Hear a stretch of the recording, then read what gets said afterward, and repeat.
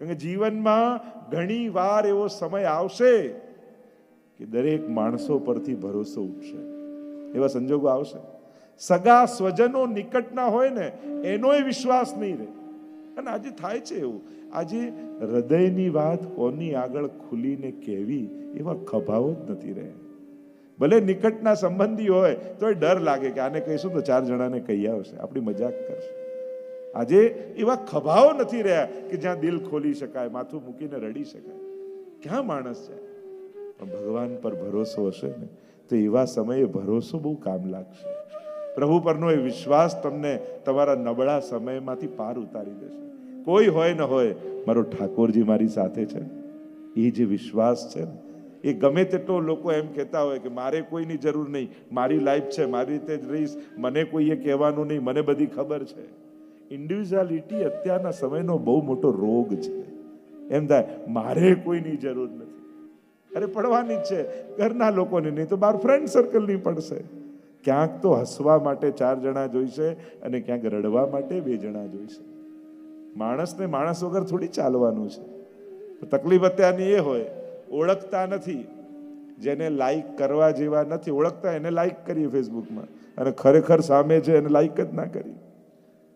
પણ ચાલતા ચાલતા પડી જશો ને તો ફેસબુકનો ફ્રેન્ડ દોડતો નહીં આવે, બાજુમાં જે મા બાપ ઊભા છે ને એ જ હાથ પકડવાના છે, જેની જોડે જોડે ચાલી રહ્યા છે. મહત્વની વાત એ છે, સ્વજનોનો પ્રેમનો રિસ્પેક્ટ કરતા શીખો. કે જે તમારા માટે અડધી રાતના જાગે છે, જે તમારા માટે ચિંતા કરે છે, તમને એની ચિંતા બંધન લાગતી હોય કે આ શું બંધન? આ બંધન નથી, મા બાપની ચિંતા છે. આટલું વાંચ્યા પછી જે વ્યક્તિ મા બાપના મન ન વાંચી શકતો હોય એનાથી મોટો અભણ બીજો કોઈ નથી દુનિયામાં. કે તમને એની ચિંતા સમજવા નથી આવતી કે એ પ્રેમ કરે છે એટલા માટે જાગે છે, એટલા માટે ટોકે છે કે તારું અહિત ન થઈ જાય. આ લાગણીનું કદર કરતા હું ત્યાં સુધી કહીશ, મળવા કોઈ મહેમાન ઘરે રૂબરૂ આવ્યો હોય ને તો એની સામે અડધો કલાક બીજા જોડે ફોન પર વાત ન કરતા, કારણ કે એની હાજરીને રિસ્પેક્ટ આપજો. એ પણ ફોન કરી શકત, પણ એ બધું છોડી આટલું પેટ્રોલ બાળી તમારા માટે તમારી સામે આવીને બેઠો છે તો એની હાજરીને રિસ્પેક્ટ આપજો. ઘણી વાર એ બિચારો કલાક માટે અડધો કલાક આપણે બીજા જોડે જાય, જે છે નહીં અહીંયા, તો જે રૂબરૂ આવ્યો છે એની હાજરીને રિસ્પેક્ટ આપો. તો જે ચર્ચા આપણે કરી રહ્યા છીએ, મૂળ ચર્ચામાં નામ, રૂપ, લીલા અને ધામ અને શ્રી યમુનાજીના જ્યારે ગુણ ગાવાના, પણ સાથે સાથે જીવન ઉપયોગી કોઈ વાત સ્મૃતિમાં આવશે તો એની પણ ચર્ચા કરીશું. કારણ કે આ બધું છેલ્લે તો એના માટે જ છે ને કે આ જીવન પ્રભુને લાયક બની જાય, ઠાકોરજીને લાયક થઈ જાય. આપણે તો પ્રભુ આગળ હંમેશા 2 હાથ જોડીને એમ જ વિનંતી કર્યું કે પ્રભુ મને આપ બહુ ગમો છો, પણ મને પણ એવો બનાવો ને કે હું પણ આપને એવો જ ગમવા લાગુ. મને જોઈને આપને પણ હરખ થાય જો મારો વૈષ્ણવ આવ્યો. આયે મેરે નંદ નંદન કે પ્યારે, માલા તિલક મનોહર બાનો, ત્રિભુવન કે ઉજિયારે. વૈષ્ણવને આવતા જોઈને કેવું વૈષ્ણવને હરખ થાય. એમ સીડીઓ ચડતો હોય ને હવેલીની તો ઠાકોરજી ઊંચો કરીને થઈને જોતા હોય મારો આવ્યો કે નહીં. પેલો પ્રભુને જેની પ્રતીક્ષા હોય અને પ્રભુ જે નિયમથી જતા હોય ને એની રાહ તો ઠાકોરજી પણ જોતા હોય. ઘણી વાર મેં તો જોયું, જે નિયમથી વૈષ્ણવ આવતા હોય ને એ દિવસે એ મોડા થયા હોય તો દર્શને મોડા બંધ થાય. કાંઈ ને કાંઈ એવું થઈ જાય કે ટેરો જ ના આવ્યો હોય, એટલે એમ લાગે કે ઠાકોરજી એની રાહ જુએ છે. આ નાના નાના ઇમોશન્સ, ભાવનાઓ છે એ ભગવાન જોડે આપણને જોડીને રાખે છે. આધ્યાત્મને, સ્પિરિચ્યુઆલિટીને કોઈ ઇવેન્ટ ન બનાવો કે કલાક આમ કરવાનું, વર્ષે એકવાર આમ કરવાનું. એ જીવનમાં વણાયેલો વિષય છે, એ જીવનનો એક ભાગ છે. એ દવા નથી, ભોજન છે. દવા બીમારી હોય ત્યારે ખાઈએ, બીમારી જાય ત્યારે મૂકી દઈએ, પણ ભોજન વગર તો જીવાય જ નહીં. એમ આધ્યાત્મિકતા એ ભોજન જેવું છે, એને દવા જેવું ન બનાવો. તકલીફ આવી, હવે લાવ પૂનમ ભરી આવું. પ્રોબ્લેમ આવ્યો, લાવો એમ નાસ્ટક કરું. એને આવી દવાની જેમ ના વાપરો, એને જીવનનો એક ભાગ બનાવી લો કે આ જીવનનો એક હિસ્સો છે, આના વગર મારું જીવન અધૂરું છે. તો શ્રી યમુનાજીના જે ગુણગાન કરવાના છે, સૌથી પહેલા યમુનાજીના સ્વરૂપની થોડીક ચર્ચા કરીએ.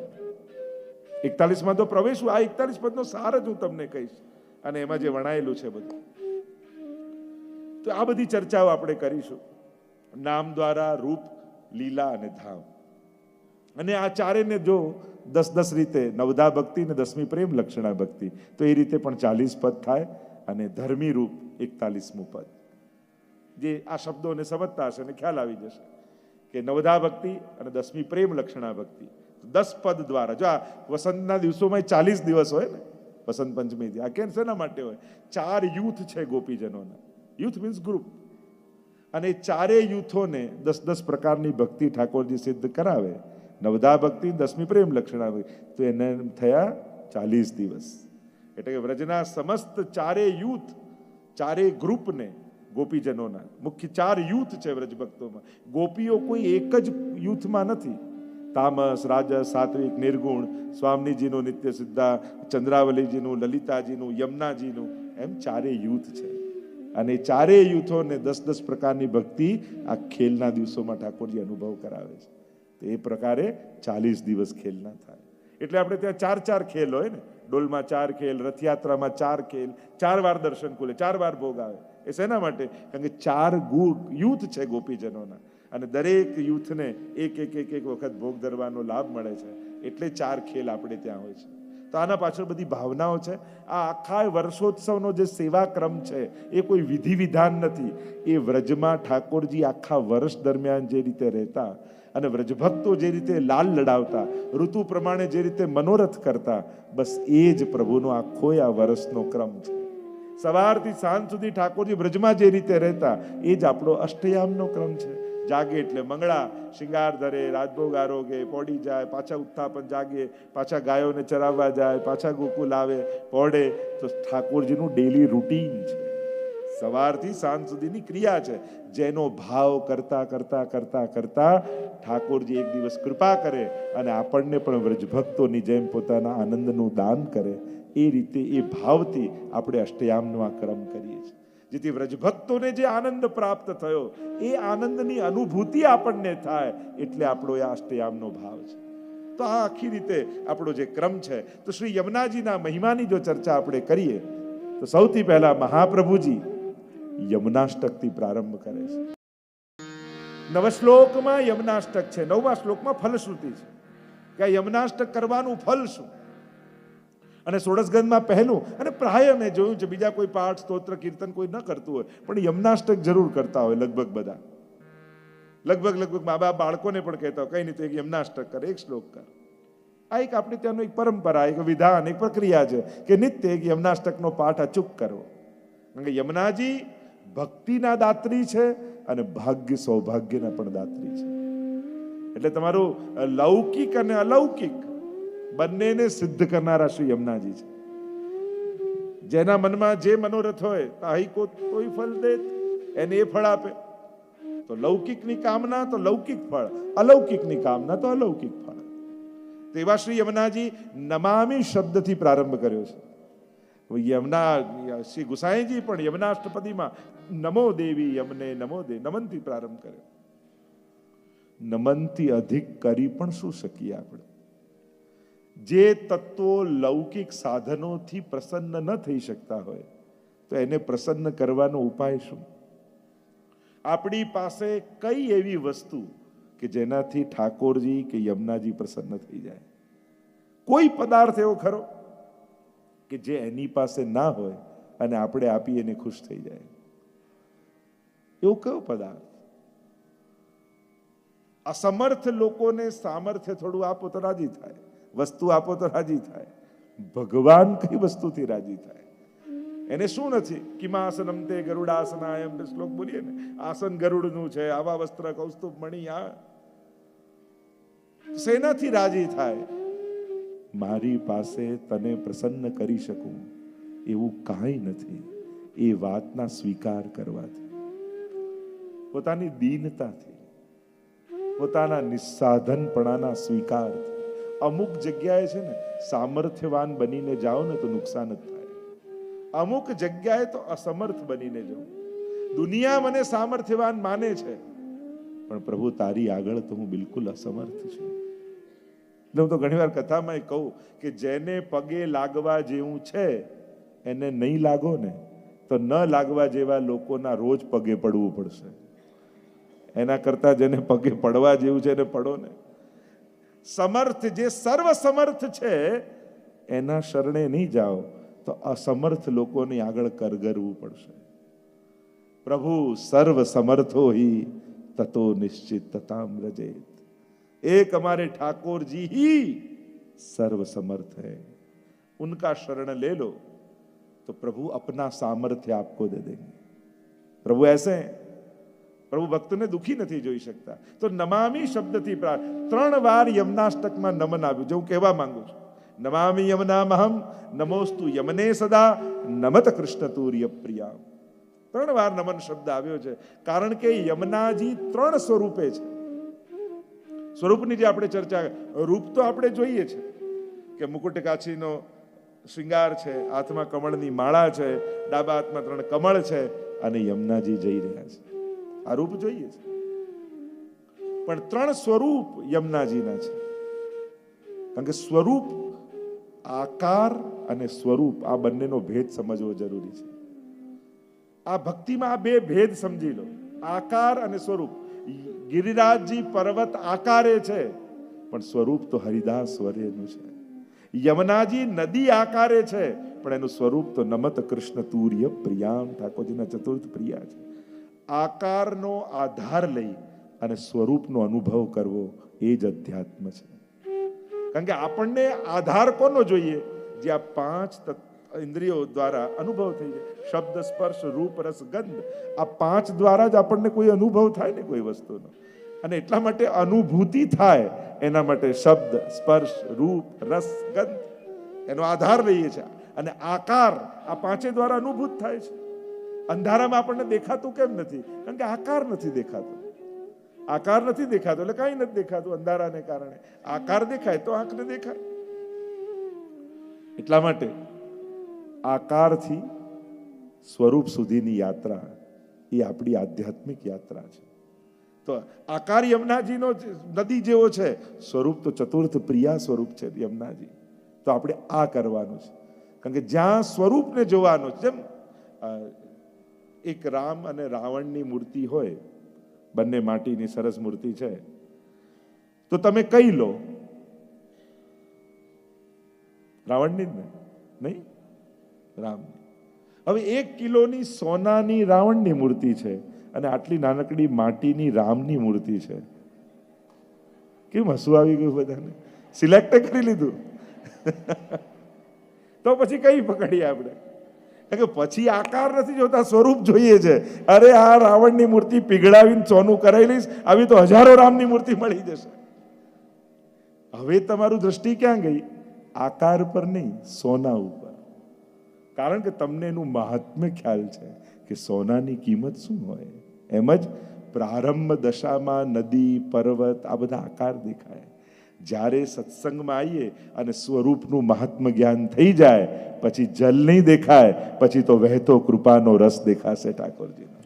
બસ આ આધ્યાત્મિક ઊંચાઈ એને કહેવાય. આંખે જ રહે છે, દ્રષ્ટિકોણ બદલાઈ જાય છે જોવાનું.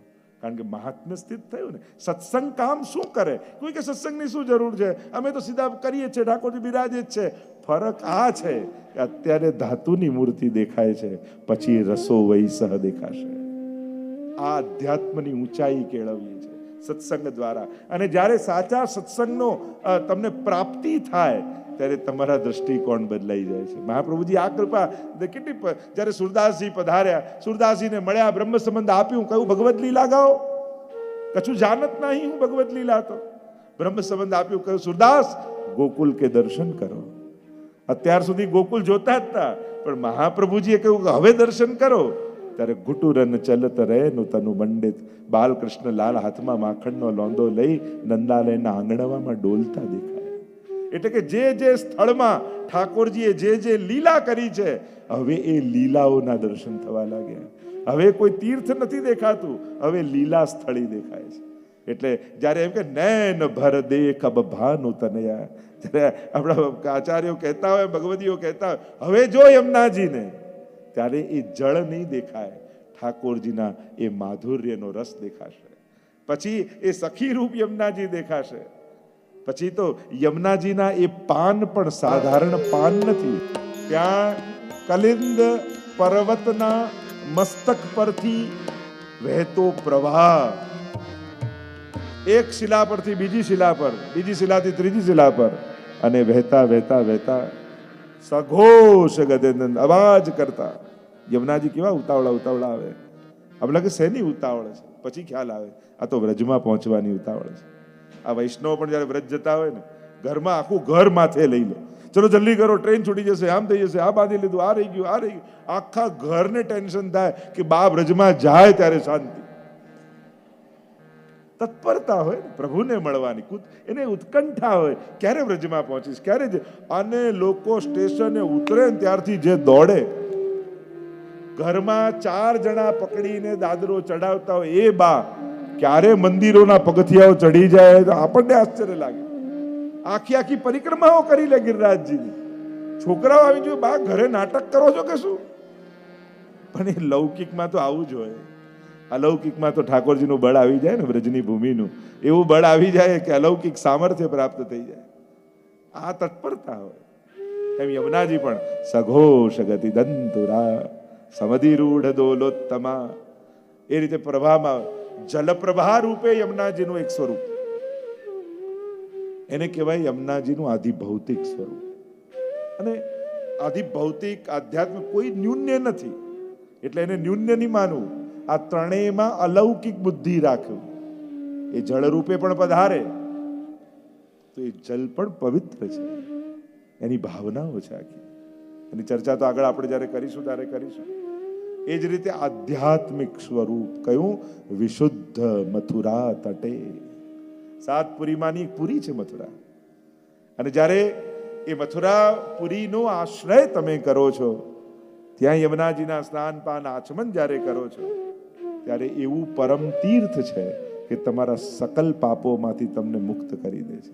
સમસ્ત દુરિતક્ષય. 5 ફળમાંનું પહેલું ફળ છે ને, બધા જ પાપોનો નાશ થઈ જાય. તો જ્યારે આધ્યાત્મિક સ્વરૂપ કોને કહેવાય? તીર્થ સ્વરૂપ.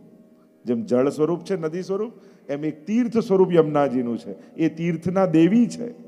નમો દેવી યમને, તીર્થના દેવી છે, વ્રજની અધિષ્ઠાત્રી છે. એટલે તો યમુના જળ હાથમાં લઈને આપણે સંકલ્પ કરતા હોય વ્રજયાત્રાનો, કારણ કે એ તીર્થ છે. એટલે તીર્થનો આશ્રય એ શાસ્ત્ર વચન છે કે જીવે તીર્થોનો આશ્રય કરો. તેવું મહાત્મ્ય યમુનાજીનું છે કે ત્યાં આવીને યમયાતના પણ થતી નથી જ્યારે યમુનાજીના પાન કરો છો. તો તીર્થ બુદ્ધિએ યમુનાજીને જોવા, એનું આધ્યાત્મિક સ્વરૂપ, એના સામર્થ્ય સાથે. અને ત્રીજું યમુનાજીનું સ્વરૂપ નમત કૃષ્ણ તુર્ય પ્રિયા. ઠાકોરજીના ચતુર્થ પ્રિયા. તુર્ય મીન્સ ચતુર્થ. ચતુર્થ પ્રિયા યમુનાજી છે. એ દ્વારિકાના અષ્ટપટરાણીઓમાંના પટરાણી જુદા. આ તો વ્રજભક્તોના 4 યુથ છે, એમાંથી ચોથા યુથના અધિપતિ, ટીમ લીડર કહીએ ને, યુથાધિપતિ, એ શ્રી યમુનાજી છે. કે જે ગોપીઓએ કાત્યાયની વ્રત કર્યું, એ કુમારિકા ગોપીજનો, એના અધિષ્ઠાત્રી શ્રી યમુનાજી સખી રૂપે બ્રજમાં છે. અને જે સખી સ્વરૂપ જેનું ચિત્ર તમે જુઓ છો, એ યમુનાજીનું સ્વરૂપ એ આધિદૈવિક સ્વરૂપ કહેવાય. એટલે એ સ્વરૂપ પરમ ભાવ રાખી સખી રૂપે આ ભૂતલ પર પડેલા દૈવી જીવોને ફરી લીલામાં પ્રાપ્તિ કરાવવા માટે એ સ્વરૂપે યમુનાજી ભૂતલ પર આવ્યા છે. આ સ્વરૂપના અનેક ભાવ આપણે ત્યાં બતાવ્યા છે. એમ જુઓ તો યમુનાજી આ મુકુટ કાચની કેમ ધારણ કર્યા? આખો એનો પ્રસંગ, અનેક પ્રસંગ કહેવામાં આવે. મુકુટ કોને કહેવાય? જે મસ્તક પર ધર્યું છે ને એને મુકુટ કહેવાય. કાચની કોને કહેવાય? શ્રી યમુનાજીએ જે શરીરમાં પહેર્યું છે ને વસ્ત્ર, એ કાચની કહેવાય. એટલે કે જ્યારે મહારાસ થાય ત્યારે ઠાકોરજીનો આ શણગાર હોય છે. તમે શરદ પૂર્ણિમા આદિમાં દર્શન કરજો. મહારાજ સમયે ઠાકોરજી મુકુટ અને કાચની ધારણ કરે. આ મુકુટ કાચની મહારાજનો શણગાર છે. અને એ શણગાર પહેરી શ્રી યમુનાજીના સ્વરૂપનું દર્શન આપણે કરીએ છીએ. તો અનેકવિધ ભાવનાઓ આ સ્વરૂપની. એક ભાવ પ્રસિદ્ધ છે કે એકવાર ઠાકોરજી અને સ્વામીજી માન ધરવાની લીલા કરી રહ્યા. માન ધરવું એટલે રિસાવવું. રોજ આપણે ત્યાં જો શયન ત્યારે માનના પદ ગવાય, એટલે કે એકબીજાને રિસાય, પછી મનાવે અને પછી રાસમાં લઈ જાય, પછી રાસ થાય. તો આ રોજની લીલા છે. આજે નિત્ય લીલામાં નિકુંજમાં ઠાકોરજી અને સ્વામીજીએ કહ્યું આપણે માન ધરવાની લીલા કરીએ. અને માન ધરવાની લીલા કરતા ઠાકોરજી એ સ્વામીજીને પહેલા કહ્યું કે આપ પહેલા રીસાવ, અને એમને ખીજવ્યા, રીસાયા. પણ ઠાકોરજી તો પરમ ચતુર છે, તુરંત કાંઈ ને કાંઈ એવા રૂપ ધારણ કરે, એવા ખેલ લીલા કરે કે સ્વામીજી હસી પડે, એનો માન દૂર થઈ જાય.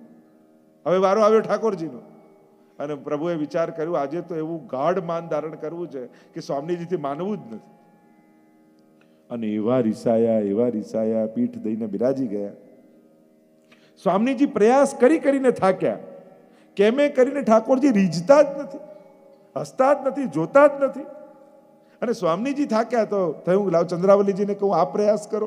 એમણે કર્યું તોય ન થયું, લલિતાજીને બોલાવે આ પ્રયાસ કરો, એમનાથી ન રીઝ્યા. ત્યારે બધાએ ભેગા મળીને કહ્યું હવે યમુનાજીને બોલાવો. માનશે તો એમનાથી માનશે, બાકી હવે પ્રભુ કોઈનાથી રીઝે એમ નથી. અને પ્રભુનું માન દૂર ન થાય તો રાસલીલા ન થાય, અને રાસલીલા ન થાય તો આખી રાત વ્યતીત થવા આવી છે. અને જો રાત વ્યતીત થઈ જાય તો મહારાસ રહી જાય. અને બધાએ મળી અને યમુનાજી પાસે આવીને વિનંતી કરી કે પ્રભુએ માન એવું ગાઢ ધારણ કર્યું છે કે એમે કરીને માન દૂર થતું નથી. આપ વિનંતી કરો, આપ ઠાકોરજીને મનાવો તો ઠાકોરજીનું માન હરણ થાય અને તો મહારાસની શરૂઆત થાય. ત્યારે યમુનાજી એક યુક્તિ કરી. ઠાકોરજી જેવા વસ્ત્ર શૃંગાર ધારણ કરીને બિરાજ્યા હતા ને, કારણ કે યમુનાજીનું સ્વરૂપ કેવું છે, વર્ણ ગુણ ધર્મ શ્રી કૃષ્ણ કે કૃષ્ણામ કૃષ્ણ સભામ કૃષ્ણ રૂપામ કૃષ્ણ રસાત્મિકામ કૃષ્ણ સંબંધકારિણીમ. વિજ્ઞપ્તિમાં તો હરિરાયજી કહે છે ને કેવા છે, કૃષ્ણ જેવા જ છે, એવું જ રૂપ છે, એવો જ રંગ છે, આ બે હું બીજા કૃષ્ણ. એટલે યમુનાજી યુક્તિ કરી, જેવા ઠાકોરજી વસ્ત્ર શૃંગાર પહેર્યા છે એવા જ ધારણ કર્યા, એવો જ મુકટ, એવી જ કાચની, અને હાથમાં કમળની માળા લઈને ઠાકોરજીને મનાવવા માટે આવ્યા. એટલે હાથમાં કમળની માળા લઈને ક્યાં જઈ રહ્યા છે, તો કે મનાવવા માટે જઈ રહ્યા છે. અને ઠાકોરજી સામે આવીને ઉભા રહી ગયા. અને જ્યાં ઉભા રહી ગયા તો ઠાકોરજી ચકિત થઈ ગયા. આ નિત્ય લીલામાં નિકુંજમાં બીજો કૃષ્ણ ક્યાંથી આવી ગયો? ક્યાંક ગોપીઓએ પોતાના ભાવ દ્વારા બીજા કૃષ્ણ તો પ્રગટ નથી કરી દીધા. અને જ્યાં ધ્યાનથી જોયું તો યમુનાજી છે. જોરથી હસી પડ્યા ઠાકોરજી, અને હસી પડ્યા તો ઠાકોરજીનું માન દૂર થયું. અને સ્વામીજીએ કહ્યું હવે અમારી નિકુંજમાં જ્યારે પણ આવો ત્યારે આ જ વસ્ત્ર શૃંગાર ધરીને આવજો. અને એટલા માટે શ્રી યમુનાજી મુકુટ કાચરીનો વસ્ત્ર શૃંગાર ધારણ કરે છે. બીજો ભાવ એક એ બતાવ્યો. અનેક કથાઓ, અનેક લીલાઓ છે, આપણે બધાનું થોડું સંક્ષિપ્ત દર્શન કરીએ. બીજો એક ભાવ યમુનાજી માટે એ છે કે એકવાર વેણુનાદ કરીને ઠાકોરજી બોલાવ્યા બધા ગોપીજનો રાસ માટે. બધા જ વ્રજભક્તો આવીને સામે ઠાડા રહી ગયા. ઠાકોરજીએ નેત્ર ખોલ્યા, જુએ તો અનેક ગોપીજનો. કહ્યું ચાલો પ્રભુ રાસમાં. ઠાકોરજીને કહ્યું કે ચાલો. ગોપીજનો કહેવા લાગ્યા પણ આપ જે વસ્ત્ર શૃંગાર ધરીને રાખ્યા છે એ આપના ઐશ્વર્ય છે, અને જ્યાં સુધી ઐશ્વર્યને ધારણ કર્યું છે ત્યાં સુધી માધુર્ય પ્રગટ નહીં થઈ શકે. કારણ કે માધુર્ય ત્યારે જ પ્રગટ થાય જ્યારે ઐશ્વર્ય જાય. મહાત્મ્ય બુદ્ધિ હોય તો પ્રભુ સાથે રાસ થાય. કોઈ પણ લીલામાં, આજે હોરીખેલની લીલા છે અને તમને આ તો ભગવાન છે અને પ્રભુ રંગવા આવે, તમે શું કરો? પ્રભુ રંગીલો, હું તો દાસ છું. તો પ્રભુને આનંદ આવે હોરીખેલનો? ક્યારે આનંદ આવે? જાજા તારા બાબાના નોકર છીએ, નહીં રંગવા દઈએ તને. અને જે ચર્ચા ચર્ચી થાય અને જે છીના ઝપટી થાય લીલામાં તો ત્યારે જ રસ પ્રગટ થાય. તો મહાત્મ્ય ઐશ્વર્ય જ્યાં સુધી પ્રગટ છે ત્યાં સુધી માધુર્ય પ્રગટ નથી થતું. ગોપીઓએ કહ્યું આપના વસ્ત્ર શૃંગાર ઐશ્વર્ય છે, અને જ્યાં સુધી એ ધર્યા છે તો રાસ કેમ થાય? પહેલા આ વડું કરો. ત્યારે ઠાકોરજી કહે જો મારા ઐશ્વર્ય રૂપ શૃંગાર જો હું ભૂતલ પર મૂકીશ તો મારું ઐશ્વર્ય આખા ભૂતલ પર વ્યાપી જશે, દરેકને મહાત્મ જ્ઞાન થઈ જશે. તો પછી સૃષ્ટિ ચાલે કેમ? તો કરવું શું? ઠાકોરજી કહ્યું તમારામાંથી કોઈ એક ગોપી જ્યાં સુધી મહારાસ ચાલે છે ત્યાં સુધી જો વસ્ત્ર શૃંગાર ધારણ કરીને ઠાડી રહે તો આ રાસ થઈ શકે. બધા ગોપી કે જો આ પહેરીએ તો રાસમાં આપણને પ્રવેશ ના મળે. આનંદ જતો રહે કોણ તૈયાર થાય? એટલામાં 2 ડગલા યમુનાજી આગળ આવ્યા અને કહ્યું, જો મારે કારણે બીજાને લાભ મળતો હોય તો લાવ હું ધારણ કરવા તૈયાર છું. અને ઠાકોરજીના વસ્ત્ર શૃંગાર સ્વયં યમુનાજી ધારણ કરીને જ્યાં સુધી મહારાસ ચાલી રહ્યો છે ત્યાં સુધી કમળની માળા હાથમાં લઈ અને મહારાસના દર્શન કરી રહ્યા છે. ગોપીઓને આનંદનું દાન પરમાત્મા કરે છે. અને એટલા માટે આ મુકુટ કાચનીના શૃંગારનો યમુનાજીના સ્વરૂપનો બીજો ભાવ, આ મહારાજ સમયે ઠાકોરજીના વસ્ત્ર શૃંગાર ધારણ કરી અને ભક્તોને આનંદનું દાન યમુનાજી કરી રહ્યા છે. પ્રિય ભક્તજનો, જે શ્રીના આ વચન અમૃત તમને ગમ્યા હોય તો આ વિડીયોને લાઈક કરજો, શેર કરજો અને કમેન્ટ બોક્સમાં જય શ્રી કૃષ્ણ જરૂર લખજો. અને અમારી ચેનલ શ્રી વલ્લભ સત્સંગને સબસ્ક્રાઈબ કરવાનું ભૂલશો નહીં. સર્વે વહાલા વૈષ્ણવોને ભાવથી જય શ્રી કૃષ્ણ.